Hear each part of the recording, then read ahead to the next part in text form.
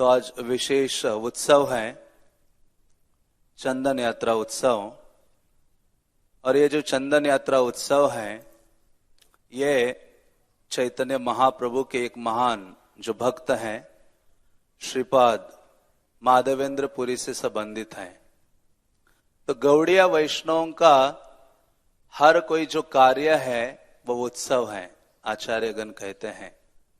चाहे उनका इस संसार में आविर्भाव हो या इस संसार से उनको तिरोभाव हो, तो वो भी उत्सव है। इसलिए चैतन्य महाप्रभु इवन जब हरिदास ठाकुर तिरोभाव उनका हुआ था, तो महाप्रभु ने कहा यह हरिदास ठाकुर का विजय उत्सव है।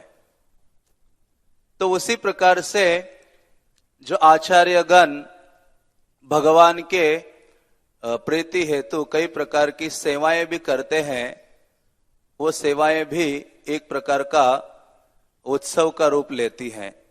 इसलिए चैतन्य महाप्रभु की ये दो चीजें बहुत बड़ी देन है इस सारे जगत को।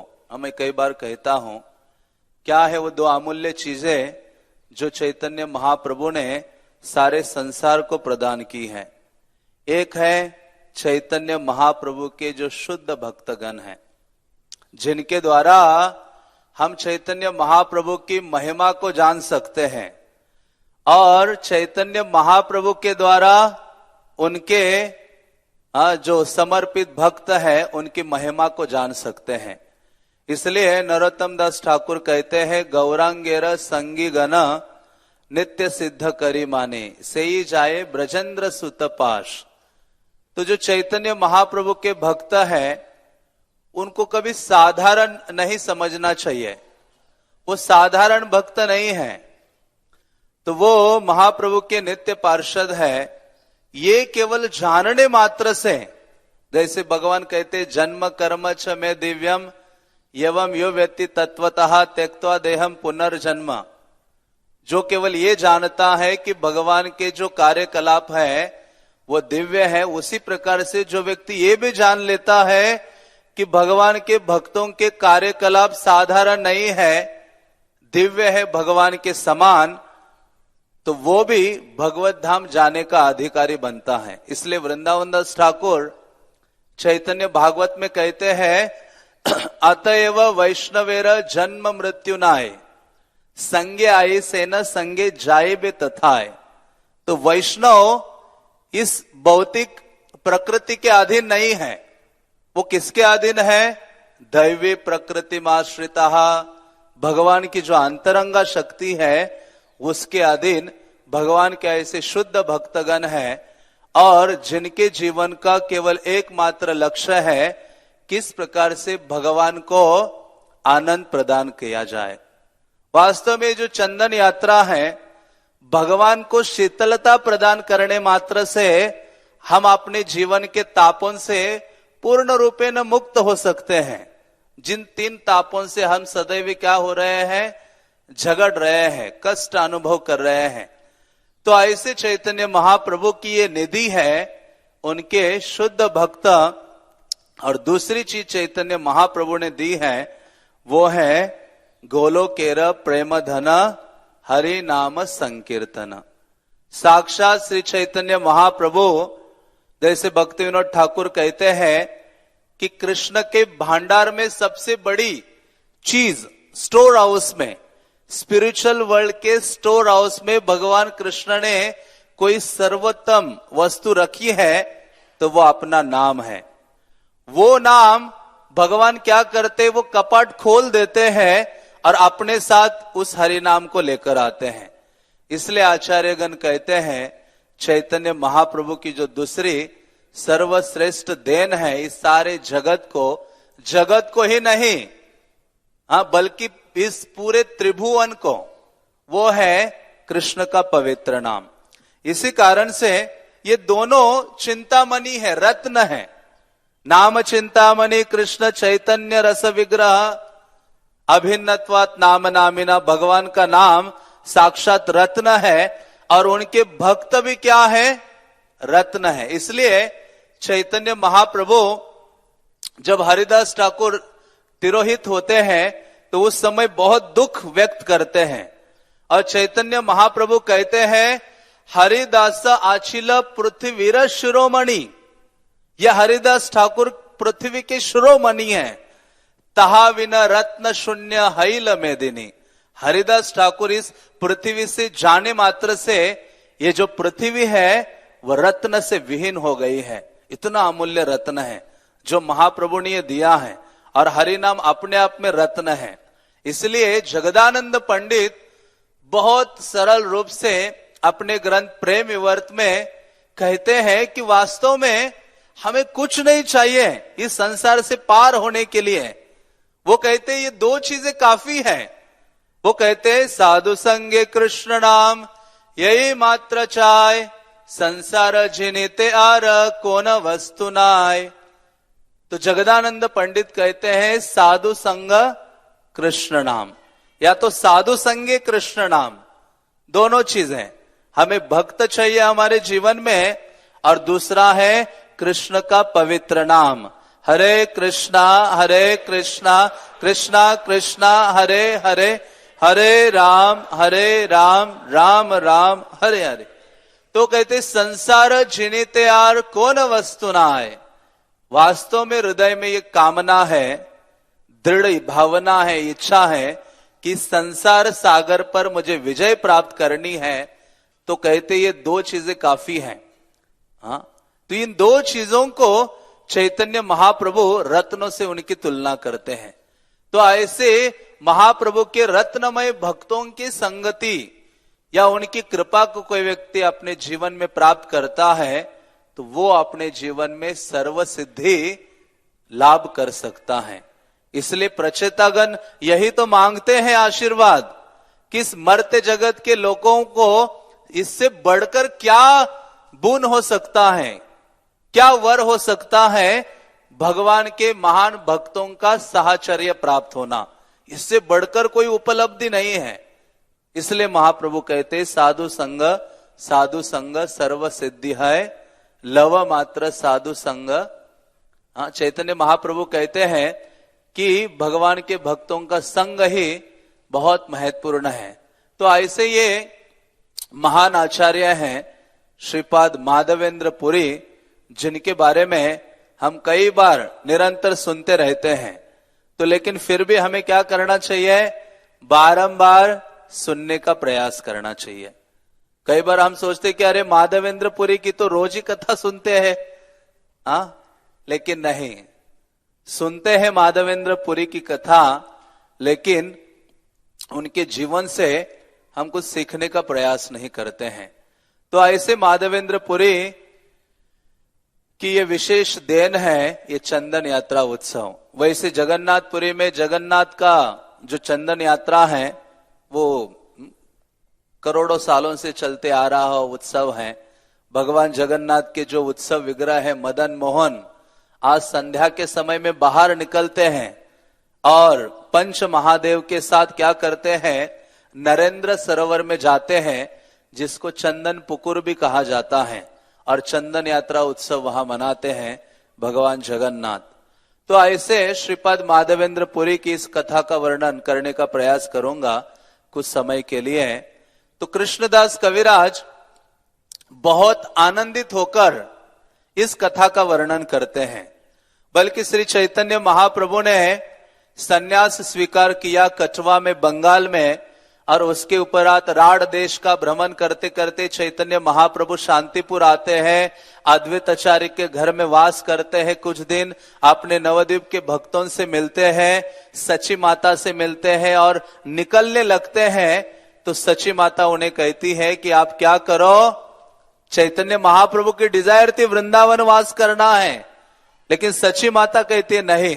सची माता ने कहा कि आप जाकर जगन्नाथपुरी में निवास करो, क्योंकि नवद्वीप और जगन्नाथपुरी मानो एक ही घर के दो कमरे हैं। कभी आप आया करोगे गंगा स्नान का बहाना करते हुए और रथ यात्रा का बहाना करते हुए यहाँ के बंगाल के भक्त पुरी जा सकते हैं। तो इस प्रकार से सची माता की जो आज्ञा थी उसको शिरोधार्य रखते हुए चैतन्य महाप्रभु जगन्नाथपुरी के लिए निकलते हैं और अद्वैत आचार्य कहते हैं आप अकेले जा रहे हो। तो चैतन्य महाप्रभु के साथ अद्वैत आचार्य, नित्यानंद प्रभु, जगदानंद, दामोदर, मुकुंद, ये 4 संज्ञों को देते हैं और ये निकल ही रहे थे अपने अद्वैत आचार्य के ग्रह से बाहर। तो बहुत जोर से हरिदास ठाकुर रोने लगते हैं। आप सोच सकते हैं हरिदास ठाकुर एक छोटे से बालक के भांति, कोई माता पिता मानो जा रहे और बच्चा रोते हुए उनके पीछे दौड़ रहा है, मुझे भी ले चलो, मुझे भी ले चलो। हरिदास ठाकुर कहते हैं महाप्रभु आप मुझे यहां अकेले छोड़ के जा रहे हो, आप अपने साथ मुझे भी ले चलो। चैतन्य महाप्रभु ने कहा आप यहां रुको, समय आएगा तो तुम स्वयं ही जगन्नाथपुरी मेरे पास आओगे। चैतन्य महाप्रभु फिर लंबा सफर तय करते हुए गंगा के किनारे से छत्रभोग, पानीहाटी, वराह नगर आदि क्रॉस करते हुए ओडिशा का जो बॉर्डर है वहां प्रवेश करते हैं। और ओडिशा का जो प्रथम स्थान है बालेश्वर, उसी में एक छोटा सा टाउन है रेमुना, उस स्थान में वहां पहुंचते हैं चैतन्य महाप्रभु। और चैतन्य महाप्रभु अपने संगियों के संग में पूरे रास्ते में कीर्तन करते हुए जा रहे थे। कृष्णदास कविराज कहते हैं महाप्रभु नाचते हुए जगन्नाथपुरी की ओर निकले थे और बीच बीच में भिक्षा याचना करते हुए कुछ भिक्षा स्वीकार करते थे, ग्रहण करते थे, फिर नाचने लगते थे। ये उनका जीवन था। ऐसे महाप्रभु रेमुना में पहुंचते हैं और रेमुना में पहुंचकर चैतन्य महाप्रभु विग्रह के सामने जाते हैं। माधवेंद्रपुरी का वर्णन करने के पूर्व चैतन्य महाप्रभु वहां रेमुना में गोपीनाथ का दर्शन करते हैं। कृष्णदास कविराज लिखते हैं रेमुना ते गोपीनाथ परम मोहन, भक्ति करे कैल प्रभु तार दर्शन। तो जो गोपीनाथ थे रेमुना के, वो बहुत अधिक मोहित करने वाले हैं। चैतन्य महाप्रभु ने उनका दर्शन किया क्योंकि रेमुना के जो गोपीनाथ हैं वो बहुत आकर्षक विग्रह हैं, जिनको देखने मात्र से चैतन्य महाप्रभु उनको प्रणाम करते हैं पहले। और जैसे महाप्रभु ने प्रणाम किया तो गोपीनाथ ने जो पुष्प चूड़ा में जो मुकुट उन्होंने धारण किया था वो आके गिरता है चैतन्य महाप्रभु के सर में। महाप्रभु उसको उठाते हैं और देखते हुए नाचने लगते हुए पुनः। और फिर चैतन्य महाप्रभु अपने संगियों को बिठाते हैं, 4 संगियों को बिठाते हैं और चैतन्य महाप्रभु कहते हैं कि मैं आपको विशेष कथा का वर्णन करूंगा जिसको सुनने मात्र से आप कृष्ण के प्रति अपना जो आकर्षण है वो जागृत कर सकते हैं। तो ऐसे चैतन्य महाप्रभु ने उन अपने 4 संगियों को माधवेंद्रपुरी की जो कथा है उसका वर्णन करना शुरू किया। तो माधवेंद्रपुरी का वर्णन करते हुए चैतन्य महाप्रभु अपने भक्तों से कहने लगे, विशेष रूप से नित्यानंद प्रभु, जगदानंद, मुकुंद और दामोदर पंडित। तो चैतन्य महाप्रभु आनंदित क्यों हो रहे थे वहां? क्योंकि चैतन्य महाप्रभु को 2 चीजों का आस्वादन करना था। कृष्णदास कविराज कहते हैं चैतन्य महाप्रभु का कोई प्लान नहीं था वहां रहने का। संध्या के समय में वो पहुंचे थे, संध्या या दोपहर जो भी है, वहां रेमुना में पहुंचे थे चैतन्य महाप्रभु। वहां नाचे गाए, लेकिन चैतन्य महाप्रभु को याद आया। क्या याद आया? यहाँ के जो गोपीनाथ हैं और इनसे संबंधित जो महान आचार्य है श्रीपाद माधवेंद्रपुरी, उनके बारे में मैंने अपने आध्यात्मिक गुरु श्रीपाद ईश्वरपुरी से सुना है। और क्या सुना है? बहुत कुछ सुना है, लेकिन महाप्रभु को 2 चीजें, एक चीज से वो आकर्षित हो जाते हैं, और वो क्या था? अमृत केली खीर। कृष्णदास कविराज कहते हैं इस जगत के सर्वसाधारण भक्त भी प्रसाद के लोभी होते हैं, तो वो महाप्रभु के हृदय में भी वही लोभ जागृत हो गया। कृष्णदास कविराज लिखते हैं महाप्रसाद क्षीर लोभे रहिला प्रभु तथा। उस रात्रि में रहने का एक में उनका कारण था कि वो खीर का लोभ चैतन्य महाप्रभु को अनावर हो रहा था। कहते यहां से चला जाऊंगा तो खीर नहीं मिलेगी, कहते यहां आज रह जाता हूं तो ये जो अमृत के लिए खीर है उसका मुझे आस्वादन करना मुझे प्राप्त हो जाएगा वो जो खीर है। तो चैतन्य महाप्रभु वहां रुकते हैं। और दूसरा, वो माधवेंद्रपुरी का गुणगान करना चाहते थे। चैतन्य लीला में हमेशा हम देखते हैं कि महाप्रभु केवल बहाना ढूंढते हैं किसी भक्त की प्रशंसा करने का। कुछ भी छोटा सा कार्य हो, चैतन्य महाप्रभु प्रशंसा करते हैं। और इसके विपरीत हमारा जीवन है। थोड़ा सा भी कुछ हो तो हम क्या ढूंढते हैं? प्रशंसा के विपरीत निंदा करने का बहाना ढूंढते हैं किसी ना किसी प्रकार से। तो चैतन्य महाप्रभु वहां उन भक्तों को बिठाते हैं और लेक्चर देना शुरू करते हैं। महाप्रभु ने बहुत कम प्रवचन दिए हैं और ऐसा कभी नहीं हुआ कि उनके प्रवचन में बहुत भीड़ लगी हुई है। एक बार उन्होंने प्रवचन दिया तो एक ही व्यक्ति सुनने के लिए था, रूप गोस्वामी। दूसरी बार प्रवचन दिया तो एक ही व्यक्ति था सुनने के लिए, सनातन गोस्वामी। और आज यहां प्रवचन देने जा रहे तो कितने लोग हैं उनके समक्ष? 4। हम 4 लोग कितने, पहले पूछते हैं कितने लोग आएंगे मेरे प्रवचन में, या शेड्यूल में देखेंगे जिस दिन ज्यादा लोग होंगे उस दिन प्रवचन देंगे।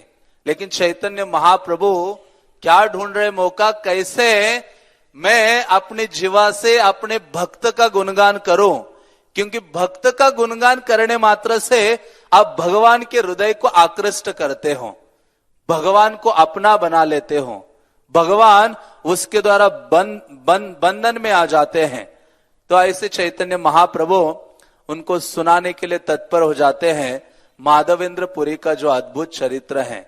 इसलिए चैतन्य महाप्रभु ये भी दर्शाते हैं, किसी भी आध्यात्मिक स्थान में जाते हो, तीर्थ स्थलों में, तो वहां जाकर सबसे महत्वपूर्ण कार्य है वहां के विग्रह या आचार्य के बारे में स्थल पुराण आदि से श्रवण करना। तब वास्तव में वो महान उपलब्धि मानी जाती है। इसलिए महाप्रभु कहते हैं, श्रवण आदि शुद्ध चित्ते करय उदय। श्रवण करने मात्र से भगवान के प्रति जो शुद्ध प्रेम और सेवा की भावना है वो हमारे चित्त में जागृत होती है। प्रभुपाद एक बार मायापुर में प्रवचन दे रहे थे, तो प्रवचन से एक भक्त उठ के कहां जा रहा था। तो प्रभुपाद ने पूछा, अरे कहां जा रहे हो? क्लास के बीच में उसको टोका, कहां उठ के जा रहे हो? वो कहता है, प्रभुपाद कुछ काम करने के लिए जा रहे हो। तो प्रभुपाद आग बबूला हो गए। ऐसा वर्णन आता है कि मानो प्रभुपाद फायर से बाहर निकले हो। और इसे क्रोध में आकर प्रभुपाद कहते हैं, पहले तो कहा, अरे मूर्ख, कि बिना सुने तुम कौन सा कार्य करोगे? वो सारा कार्य क्या है? कर्म ही है केवल, भगवत भक्ति नहीं है। तो बेचारा चुपके से क्या करता है, फिर से प्रवचन में शांति से बैठकर प्रभुपाद से सुनता है। तो इस प्रकार से चैतन्य महाप्रभु अपने भक्तों को सुना रहे हैं श्रीपाद माधवेंद्रपुरी का जो चरित्र है। माधवेंद्रपुरी के बारे में वृंदावन दास ठाकुर कहते हैं कि क्या बोलूं मैं माधवेंद्रपुरी के बारे में। ऐसे भक्त जो जल से भरा हुआ जो बादल है उसको देखने मात्र से मूर्छित हो जाते हैं, ऐसे माधवेंद्रपुरी हैं। मेघ दर्शने मूर्छा हय से क्षण। सोचो, मतलब कृष्ण का स्मरण इतना अधिक उनके हृदय में है। और दूसरी एक उनका गुणों का वर्णन करते हुए वृंदावन दास ठाकुर कहते हैं, परम विरक्त मौनी सर्वत्र उदासीन, ग्राम्य वार्ता भय द्वितीय संगहीन। ऐसे परम विरक्त मौनी, ऐसे जो माधवेंद्रपुरी है, ग्राम्य वार्ता से बिल्कुल ही अलग थे। वो अपने साथ और एक व्यक्ति को भी नहीं रखते थे।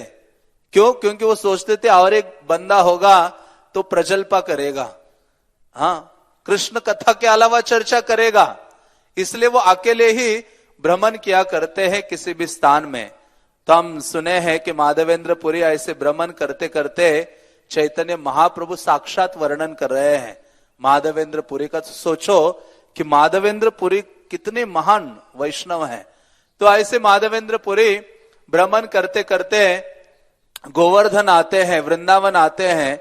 और गोवर्धन आकर कृष्णदास कविराज कहते हैं कि गोवर्धन की परिक्रमा पूरी करने के बाद वो गोविंद कुंड में बैठे थे और वो संध्या का समय था। एक वृक्ष के नीचे माधवेंद्रपुरी बैठते हैं और उन्होंने कुछ भोजन आदि ग्रहण नहीं किया था और अपना हरि नाम कर रहे थे। उसी क्षण उसी समय एक ग्वाल बाल आता है माधवेंद्रपुरी के पास, जिसने दूध का पात्र लेकर आता है। पात्र लाकर माधवेंद्रपुरी के सामने रख दिया हंसते हुए, और उन्होंने कहा कि हे पुरी गोसाई, आप इसको स्वीकार कीजिए। तो चैतन्य महाप्रभु उस बालक को देख रहे थे। उसने देखा कई सारे बालक को मैंने देखा है, लेकिन ये तो बहुत सौंदर्यवान है। तो चैतन्य महाप्रभु जो माधवेंद्रपुरी है, वो तो आपने उनको देखने मात्र से अपनी भूख और प्यास भूल गए। माधवेंद्रपुरी ने कहा कि तुम कौन हो, तुम्हारा कहाँ निवास स्थान है, और तुम्हें कैसे पता कि मैं यहां बैठा हूं और मैं भूखा हूं। इतने सारे प्रश्न माधवेंद्रपुरी ने उनको पूछे। तो उस बालक ने कहा कि गोपा आमी यही ग्राम में वसी, मैं तो गोप हूं और इसी गांव में निवास करता हूं, और मेरे गांव में कोई भी व्यक्ति उपवासी नहीं रह सकता। हाँ, तो ये जब बातें माधवेंद्रपुरी ने सुनी तो माधवेंद्रपुरी चकित हो गए। माधवेंद्रपुरी को बालक कहता है कि कुछ गांव की स्त्रियों ने मुझे कहा कि आप वहां उपवासी बैठे हो, तो आपके लिए कुछ दूध आदि लेकर चले जाओ। तो मैं वो लेकर आया हूं, ये दुग्ध पात्र, आप इसको स्वीकार कीजिए, और मैं आगे गोदहन करने के लिए जाऊंगा, और वापस जब आऊंगा तो इस पात्र को लेकर अपने घर चला जाऊंगा। तो माधवेंद्रपुरी उस दूध को ग्रहण करते हैं। कृष्णदास कविराज कहते हैं कि माधवेंद्रपुरी ऐसे नहीं हुआ कि दूध पीने के बाद तुरंत सो गए प्रसाद खाने के बाद, नहीं। माधवेंद्रपुरी दूध पीने के बाद उनका उत्साह और जोश बढ़ गया हरि नाम लेने के लिए। पूरी रात्र भर उन्होंने हरि नाम किया, और जब रात्रि शेष हो रही थी तो उनको थोड़ी सी झपकी लगी, तंद्रा आ गई, और वो तंद्रा कृष्ण की योजना थी, गोपाल की योजना थी।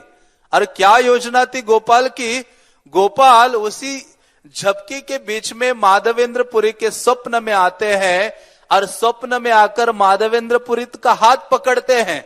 हाथ पकड़कर माधवेंद्रपुरी को लेकर चलते हैं झाड़ियों के बीच में, और कहते हैं कि माधवेंद्रपुरी, माधव चलो चलो, माधव आमा करीब सेवन कबे आसी।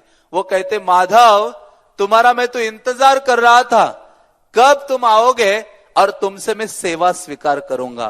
तो कुछ ऐसे जागृत विग्रह होते हैं जो भक्तों को ढूंढते हैं, और हम विग्रह को ढूंढते हैं। हाँ, तो ऐसे ये प्रेम है।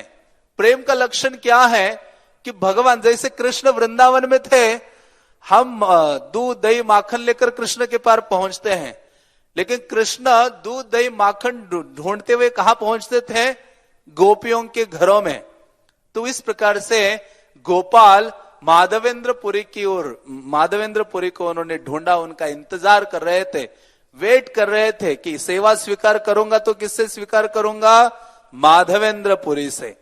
तो ऐसे गोपाल जब वो झाड़ियों के बीच में स्वप्न में उन्हें लेके गए, कहा कि मैं यहां नीचे हूं, आप मुझे यहां से बाहर निकालो, मुझे ठंड लग रही है, गर्मी है, बहुत सारी चीजें भगवान ने बोली।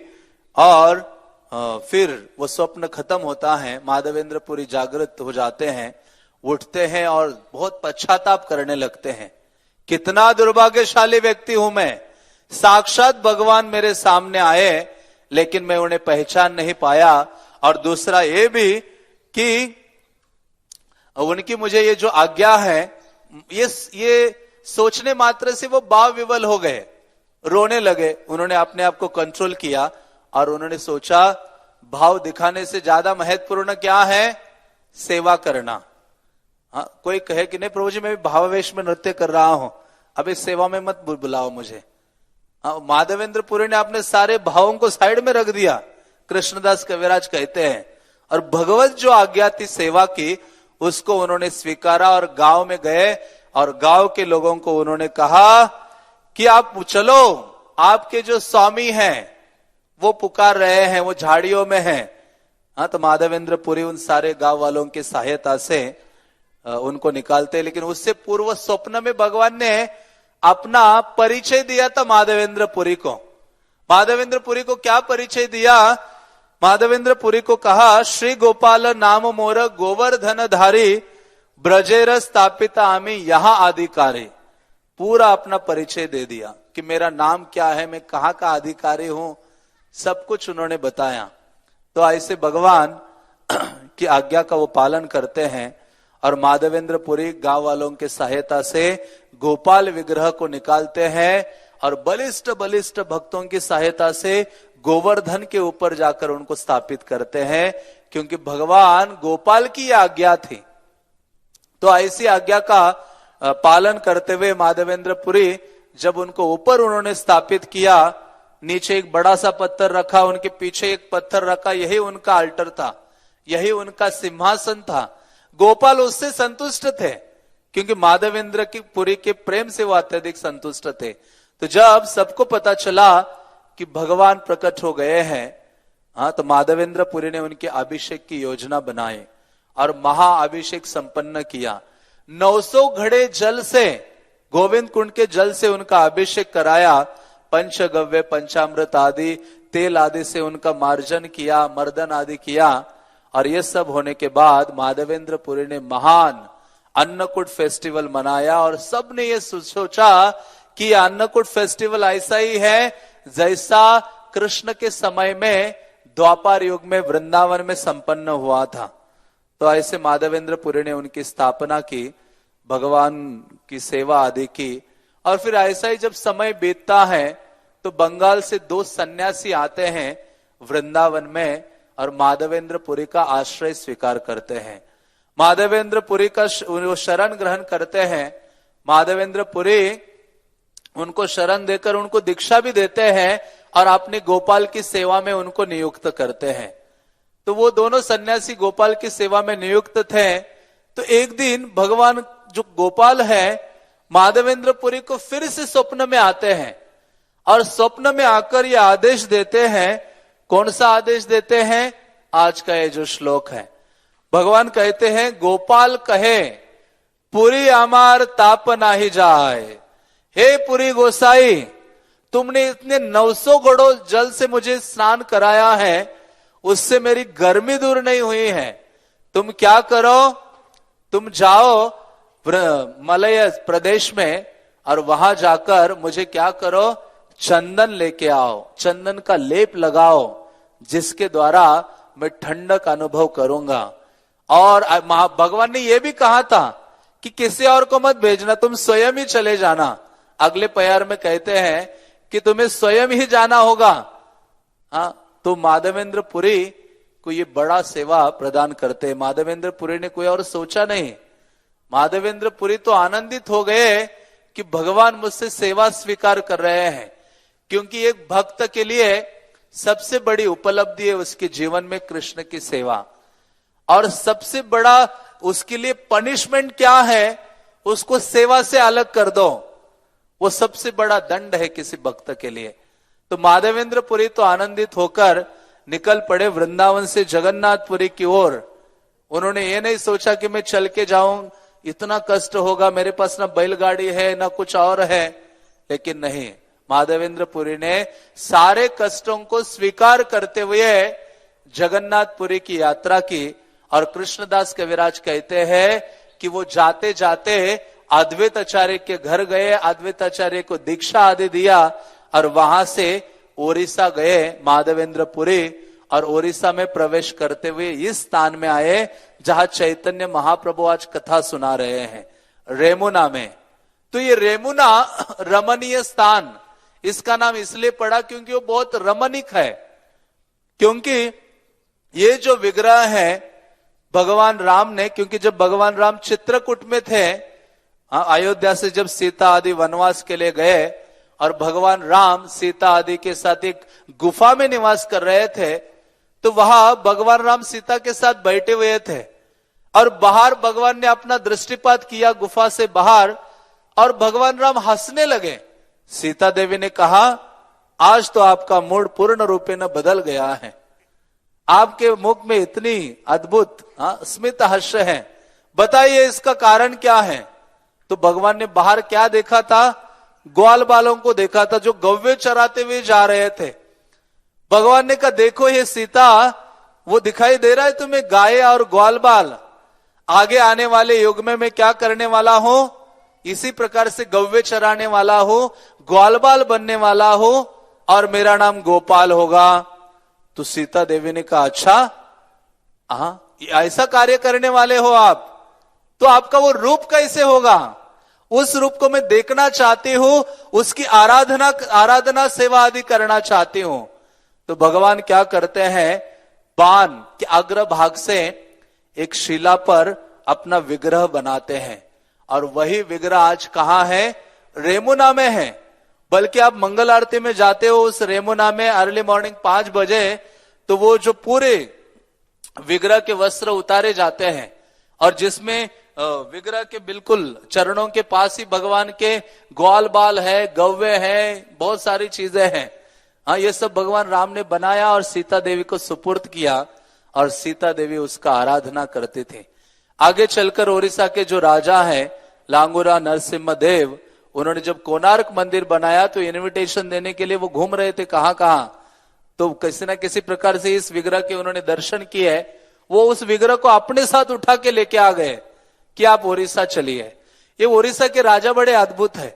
पुरुषोत्तम देव वहां गए थे साउथ में, कांचीपुरम आदि में, वहां उन्होंने जब युद्ध किया वहां के राजा से, तो वहां से 2 विग्रहों को लेके आ गए। एक तो साक्षी गोपाल को लेके आ गए अपने साथ, और दूसरा किसको लेके आ गए, राधा कांत को लेके आए, जो गंभीरा में है, राधा कांत मठ में है। तो ये राजागण जहां जाए वहां से क्या उठा के लाते हैं, विग्रह को, भगवान को। तो ये इनकी विशेषता है। तो जब ओडिशा में इस राजा ने प्रवेश किया, भगवान गोपीनाथ जो उनका नामकरण हुआ था, वो उनके हाथी के ऊपर वो लेके जा रहे थे। तो जैसे ही स्थान में प्रवेश किया तो ये बहुत रमणीय स्थान लगा।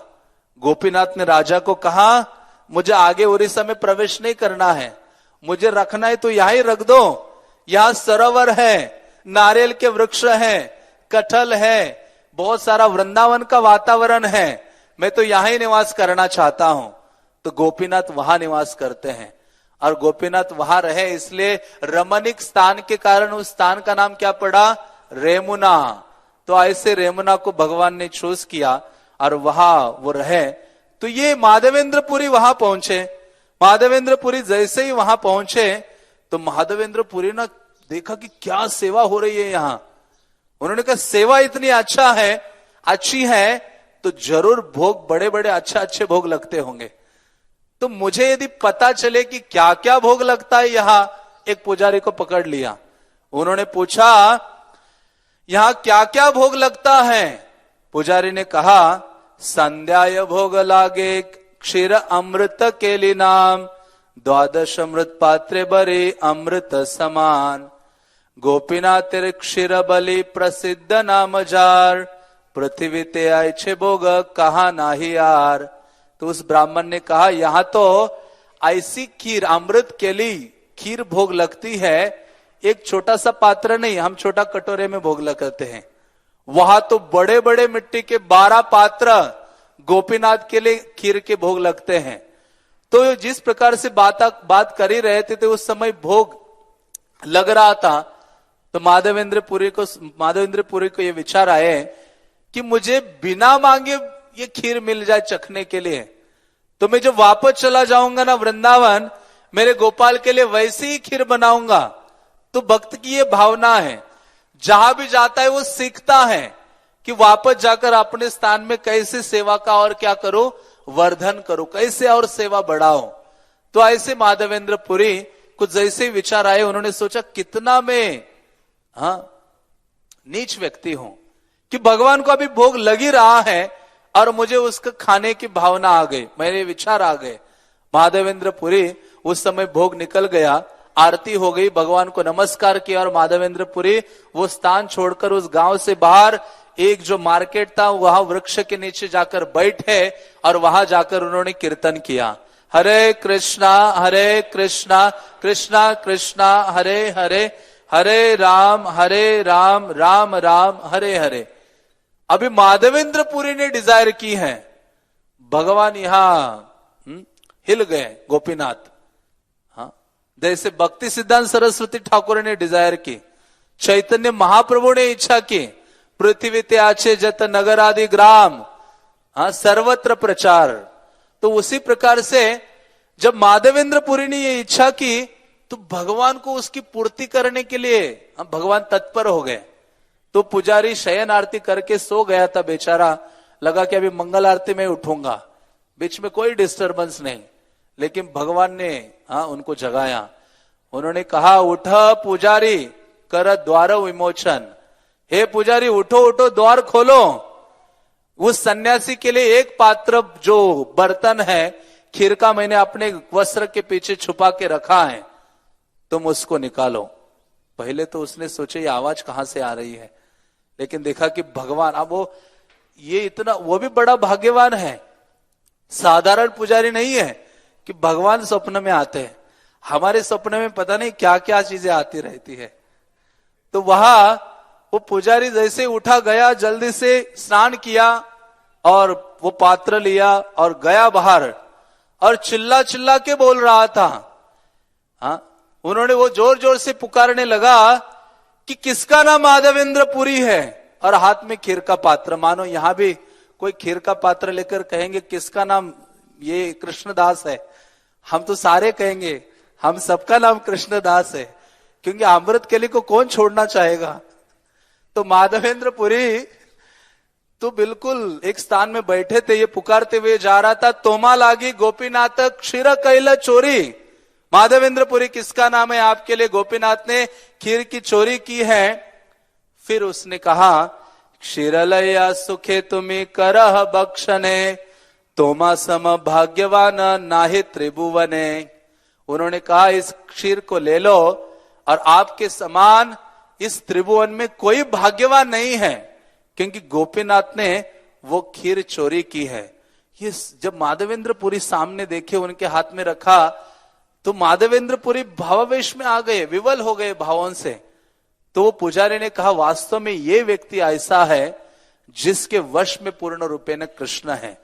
वो जो पुजारी है उनको दंडवत करने लगता है, और पुजारी उनके हाथ में खीर देकर वापस चले जाता है। और वास्तव में उसने एक बहुत महत्वपूर्ण शब्द बोला था, भाग्यवान। चैतन्य चरितामृत में आप देखोगे चैतन्य महाप्रभु ने कुछ ही लोगों को भाग्यवान बोला है, कृष्णदास कविराज ने कई लोगों को भाग्यवान बोला है। तो आगे चलकर हम चर्चा करेंगे। इवन माधवेंद्र पुरी को भी चैतन्य महाप्रभु ने आगे चलकर बोला है कि माधवेंद्र पुरी कौन है, सबसे भाग्यशाली व्यक्ति हैं। तो ऐसे खीर को लेकर उन्होंने ग्रहण किया, और जो मिट्टी के पात्र थे उन्होंने सोचा भगवान ने चोरी किया है, तो इसको छोड़ेंगे नहीं, हम मिट्टी को भी खा जाएंगे। आपने उसमें वस्त्र में बांध दिए टुकड़े टुकड़े करके, और उन्होंने सोचा यहाँ पूरी जगह मेरी अभी प्रसिद्धि फैल जाएगी, सब मुझे आदर सम्मान प्रणाम और खीर के पात्र दे देंगे, यहां से मुझे निकल जाना चाहिए। हमारा उल्टा है, हम सोचते कि एनसीआर में मुझे फेमस होना है, ये पहला गोल है, फर्स्ट अचीवमेंट। उसके बाद धीरे धीरे अचीवमेंट हम बढ़ाते हैं। लेकिन माधवेंद्र पुरी ने कहा नहीं, माधवेंद्र पुरी कहते यहां से मुझे भागना है, जो सेवा करने के लिए मैं आया हूं वहां जाना है, जगन्नाथपुरी की ओर निकलते हैं। कृष्णदास कविराज कहते शुद्ध भक्ति की जो प्रसिद्धि है वो भक्त पहुंचने से पहले ही पहुंच जाती है उस स्थान में। तो ये जगन्नाथपुरी पहुंचने से पहले ही ये जो उनका यश है, महिमा है, जगन्नाथपुरी में पहुंच गया था। वहां सारे भक्त सोच रहे थे कौन माधवेंद्र पुरी है, और वो आएंगे तो माधवेंद्र पुरी पहुंच जाते हैं बचने, यश आदि से बचने के लिए। लेकिन वहां जगन्नाथपुरी में उनको सारा सम्मान आदि मिलता है, और वो गोपाल की कथा उनको सुनाते हैं कि गोपाल ने मुझे सेवा दी है, तो आप मेरी सहायता करो कि गोपाल को चंदन चाहिए। तो वो चंदन आदि जगन्नाथपुरी के जो निवासी हैं वो उनको प्रदान करते हैं। एक ब्राह्मण देते हैं, एक सेवक देते हैं, और कुछ व्यय करने के लिए धन आदि देते हैं। माधवेंद्र पुरी उन सब चीजों को लेकर जगन्नाथपुरी से निकलते हैं, और वापस निकलते निकलते कहां पहुंच जाते हैं, गोपीनाथ के द्वार। ये वहां से रहते हैं।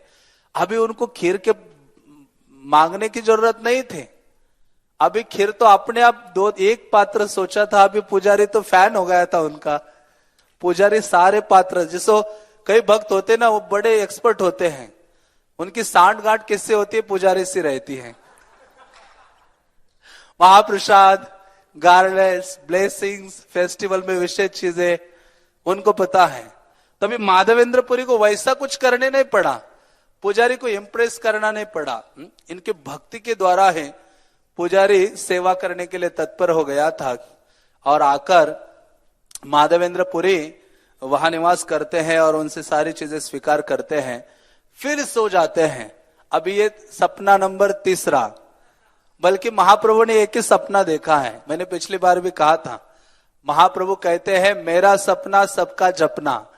महाप्रभु कहते हैं कि मेरा सपना है कि सारे लोग जप करें, लेकिन यहां भी माधवेंद्रपुरी को तीसरा सपना आया कि ये जो चंदन वगैरह है वो मुझे प्राप्त हो गया है वृंदावन में, और अभी मैं बिल्कुल शीतल अनुभव कर रहा हूं। लेकिन देखो माधवेंद्र, तुमने इतना कष्ट उठाया है, अभी ये किसको अर्पित करो? गोपीनाथ को अर्पित करो। ये जब तक खत्म ना हो तब तक घिसते रहो और प्रतिदिन क्या करो? गोपीनाथ को लेपन करो। हाँ, गोपीनाथ तो हमारा से एक ही अंग है। गोपीनाथ और मेरा क्या है? एक ही अंग है, अलग नहीं है। कुछ लोग कहते नहीं राधे श्याम सुंदर मेरे आराध्य हैं, सेवा करूंगा तो वहां राधा पारसारथी नहीं है ना, कुछ कहते वृंदावन। तो वैसे ही या माधवेंद्रपुरी को कहते मैं गोपाल और गोपीनाथ में कोई अंतर नहीं है। यहां चंदन मुझे लगाने के बजाय गोपीनाथ को लगाओ, मुझे प्राप्त हो जाएगा। तो माधवेंद्रपुरी कुछ लोगों को हायर करके ये चंदन घिसते हैं और जिसके द्वारा ये चंदन यात्रा माधवेंद्रपुरी मनाते हैं। भगवान आनंदित हो जाते हैं माधवेंद्रपुरी की सेवा से। और जब चैतन्य महाप्रभु इसका वर्णन कर रहे थे, महाप्रभु बोलते जा रहे थे, आनंदित हो रहे थे, गदगद हो रहे थे, और फिर नित्यानंद प्रभु का हाथ पकड़ा और नित्यानंद प्रभु को चैतन्य महाप्रभु ने कहा, प्रभु कहे नित्यानंद करह विचार, पुरी सम भाग्यवान जगते नाही यार। उन्होंने कहा नित्यानंद तुम विचार करो, सोचो, ये माधवेंद्रपुरी के समान उनसे इस जगत में भाग्यवान और कोई नहीं है। तो माधवेंद्रपुरी के लिए चैतन्य महाप्रभु ने क्या वर्ड यूज किया है? भाग्यवान। वास्तव में भाग्यवान है। फिर महाप्रभु ने कहा क्यों भाग्यवान है? चैतन्य महाप्रभु कहते हैं मैं जब इनके प्रेम की पराकाष्ठा को देखता हूं ना तो स्वयं आश्चर्यचकित हो जाता हूं। माधवेंद्रपुरी का जो प्रेम है भगवान कृष्ण के लिए, सेवा की जो भावना है उसकी कोई सीमा नहीं है। इसलिए वैसे भगवान को खीर चोरा कहने का क्या तात्पर्य है? क्यों चोर कैसे हुए वो? भगवान का अधिकार केवल भोगा पर है। किस पर अधिकार नहीं है? भगवान का प्रसाद पर अधिकार नहीं है। भगवान ने भोगा की चोरी नहीं की। किस चीज की चोरी की थी? प्रसाद की चोरी की थी। भोग लगने के बाद चुपके से रख दिया उन्होंने, इसलिए वो चोर कहलाए। इसके कारण वो चोर हैं, खीर चोरा है। तो इस प्रकार से चैतन्य महाप्रभु कहते हैं कि जिनके लिए भगवान स्वयं प्रकट हो गए, जिनको दूध उन्होंने दे दिया और जिनको 3 बार स्वप्न में आए, जिनको सेवा का आदेश दिया, जिनसे चंदन स्वीकारा, इतना सारा आदान प्रदान भगवान ने किया, तो चैतन्य महाप्रभु कहते हैं नित्यानंदा देखो इनसे अधिक भाग्यवान कोई नहीं है। तो ऐसे चैतन्य महाप्रभु ने चैतन्य चरितामृत में और भी एक व्यक्ति के लिए भाग्यवान शब्द यूज किया है। किसके लिए? जगन्नाथपुरी में प्रद्युम्न मिश्रा के लिए। चैतन्य महाप्रभु जगन्नाथपुरी में थे और प्रद्युम्न मिश्रा चैतन्य महाप्रभु के पास आते और कहते हैं कि हे चैतन्य महाप्रभु, मेरी बहुत इच्छा है कृष्ण कथा सुनने की, तो आप कृपा कीजिए मुझे कृष्ण कथा सुनाइए। चैतन्य महाप्रभु कहते आमे कृष्ण कथा नहीं जानी। ये तो रामानंद राय ही कृष्ण कथा को जानता है, लेकिन वो कहते हैं कि कृष्ण कथाए रुचि तोमार भाग्यवान, जार कृष्णा कथाए रुचि से ही भाग्यवान। वो कहते कि तुम अत्यंत भाग्यवान व्यक्ति हो क्योंकि तुम्हारी रुचि किसमें हो गई है? कृष्ण कथा में। तो वास्तव में भाग्य यह नहीं है। हम सोचते भाग्यवान धन, जन, पद, बहुत सारी चीजें आ जाती हैं तो सोचते मुझसे भाग्यवान व्यक्ति कोई नहीं है। लेकिन वास्तव में भाग्यवान व्यक्ति कौन है? जिसकी रुचि कृष्ण कथा में क्या हो गई है? बड़ी हुई है। तो हम यदि अपने आप को भाग्यवान बनाना चाहते हैं तो पहला है भगवान के कथा के प्रति रुचि विकसित करनी होगी, लालसा विकसित करनी होगी। और दूसरा चैतन्य महाप्रभु ने भाग्यवान बोला चांद काजी को। जब चांद काजी के साथ वार्तालाप हो रहा था, चांद काजी भगवान के नाम उसने बोलते बोलते ले लिए, 3 नाम ले लिए उसने, हरि कृष्ण नारायण लैल 3 नाम, बड़ भाग्यवान तुम्हें, बड़ भाग्यवान। महाप्रभु ने काजी को तो 2 बार बोला कि नाम ले रहे हो इसलिए तुम सबसे बड़ा भाग्यशाली हो। कोलावेचा श्रीधर के लिए भी बोला। तो वास्तव में भाग्यवान वो है जिस व्यक्ति का अनुराग भगवान के नामों के प्रति है। और तीसरी सी चैतन्य महाप्रभु ने बोली राजा प्रताप रुद्र के लिए, क्योंकि जब चैतन्य महाप्रभु उनसे मिले थे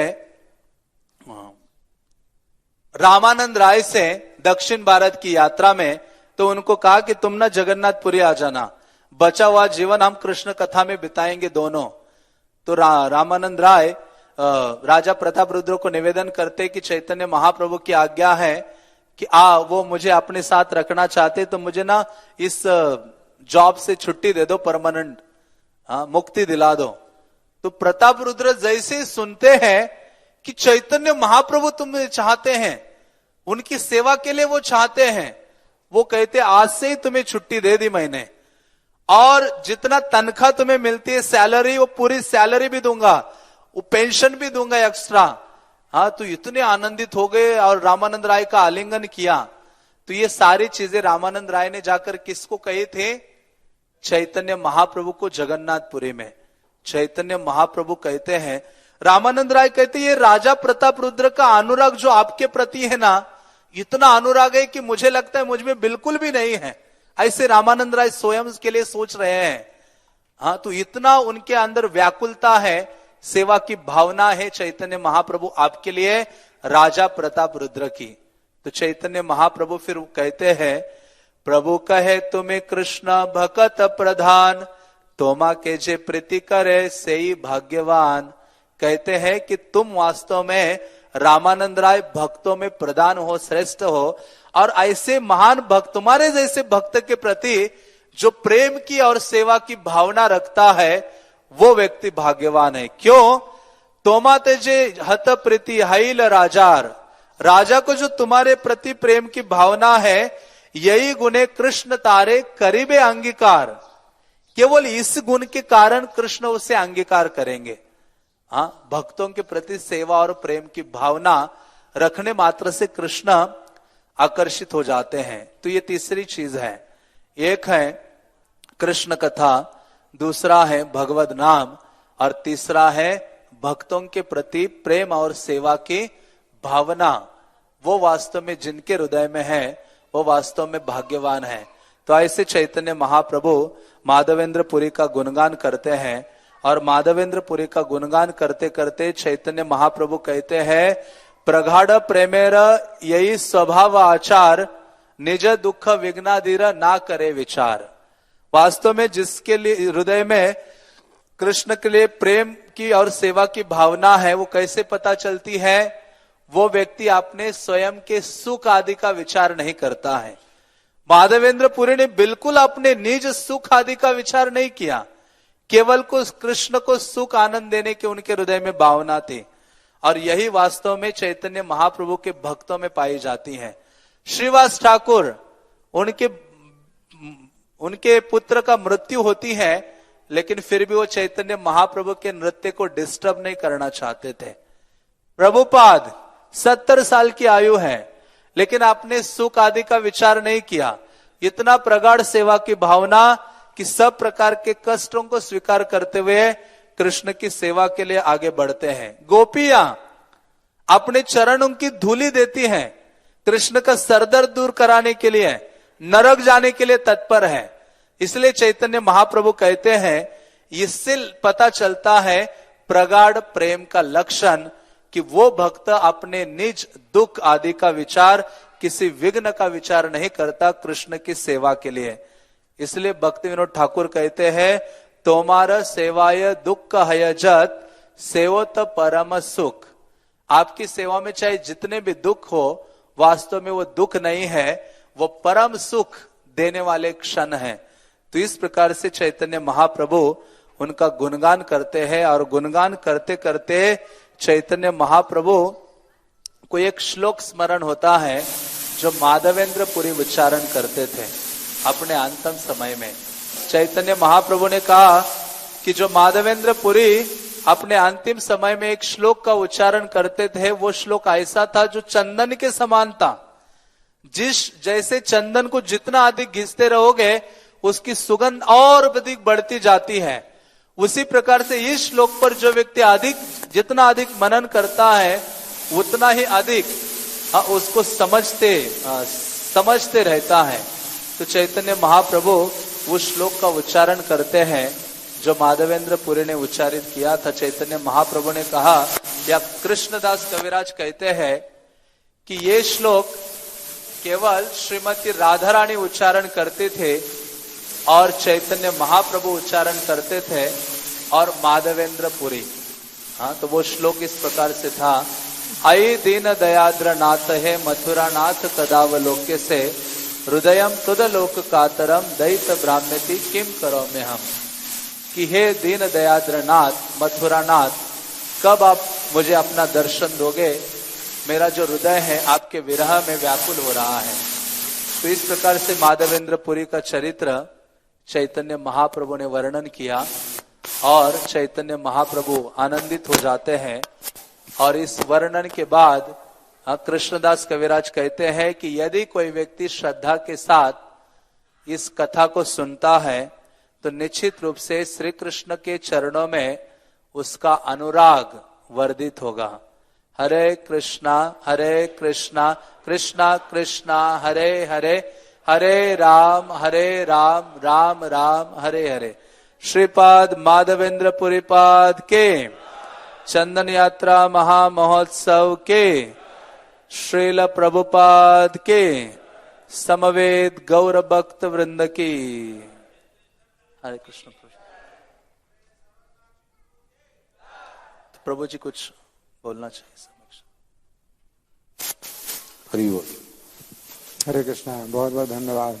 सर्वसाक्षी प्रभु, ये जो है सर्वसाक्षी तो शायद नहीं है, सब चीज के तो साक्षी नहीं है, लेकिन कृष्ण कथा के साक्षी हैं। इसमें एक बात ये समझने की है कि हम लोग 21 दिनों की जो चंदन यात्रा मनाते हैं, तो ये तो एक संख्या है। 21 दिन हमने मतलब निश्चित कर लिया है कि 21 दिन तक चंदन यात्रा करेंगे। लेकिन माधवेंद्र पुरी ने जब ये चंदन यात्रा शुरू की थी तो 21 दिन का नियम नहीं बनाया था, बल्कि गोपाल जी ने उनको आदेश दिया था कि तब तक आप ये चंदन घिसवाते रहो और मेरे शरीर में लेप कराते रहो जब तक ये चंदन पूरा समाप्त ना हो जाए। और जानते कितना चंदन था? 1 मन चंदन था। 1 मन चंदन, मतलब घिसना और जो है भगवान को लेप करना कितने दिन लगे होंगे। तो माधवेंद्र पुरी की जिम्मेदारी थी, ये चिंता थी कि चंदन कहीं ना जाए, पूरा का पूरा चंदन घिसना चाहिए और पूरा का पूरा चंदन लेप करना चाहिए गोपीनाथ जी के शरीर में। और दूसरी बात यह कि अक्षय तृतीया का जो दिन है ये बहुत पवित्र है। तो कोई किसी दिन गोपाल जी ने सपना दिया होगा, लेकिन फिर उन्होंने विचार किया अक्षय तृतीया से शुरू करना चाहिए। तो ये जो है विधि है कि कोई विशेष कार्य अगर होता है तो किसी विशेष तिथि निश्चित की जाती है जो निकट में आने वाली है। तो अक्षय तृतीया की जो तिथि है ये बहुत ही पवित्र है, जिसमें कि उन्होंने ये शुरू किया था। श्री चंदन यात्रा महामहोत्सव की जय। श्रील प्रभुपाद की जय।